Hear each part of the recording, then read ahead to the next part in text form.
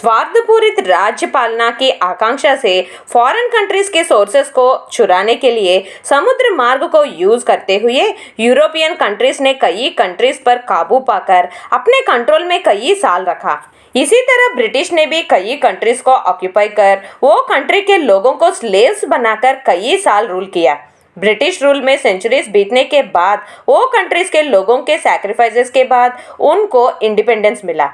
15th century में कई European countries ने बाकी कंट्रीज को ऑक्यूपाई करने के दौरान अफ्रीका और अमेरिका के आदिवासियों के बारे में जाना।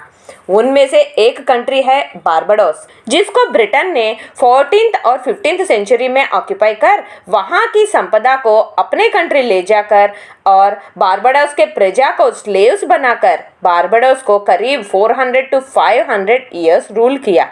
सभी यूरोपियन कंट्रीज में से ब्रिटेन ही ज़्यादातर कंट्रीज को ऑक्यूपाई कर सेंचुरीज तक रूल किया, लेकिन 18th 19th सेंचुरीज में दुनिया भर में आए हुए चेंजेस के कारण ब्रिटेन ने उस समय कई कंट्रीज को इंडिपेंडेंस दिया।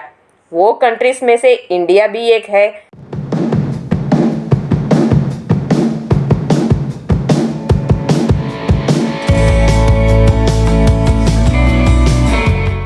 हाल ही में उसके बाद भी अमेरिका के पास के कैरिबियन आइलैंड्स में स्थित बारबाडोस पर ब्रिटेन क्वीन ने अपना अधिकार चलाया।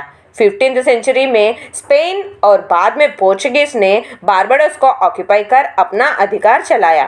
फिर 1625 में ब्रिटेन ने बारबाडोस को ऑक्यूपाई कर वहां के सोर्सेस को चुराकर वहां के आदिवासियों को स्लेव्स बनाकर करीब 500 ईयर्स पालन किए।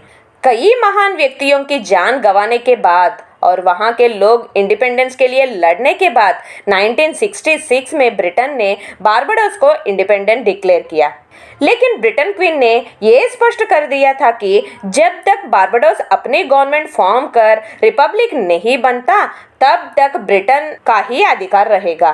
तुरंत बारबाडोस ने अपने खुद के डेमोक्रेटिक रूल्स फ्रेम करने की कोशिश किया, तो भी ब्रिटेन रूलर्स ने ये काम होने नहीं दिया। ये सब सहन करते हुए बारबाडोस को अपनी गवर्नमेंट बनाने के लिए करीब 40 ईयर्स लगे और आखिरकार नवंबर 30, 2021 में बारबाडोस ने रिपब्लिक मनाया, जिससे ब्रिटेन को बारबाडोस को इंडिपेंडेंस देना ही पड़ा।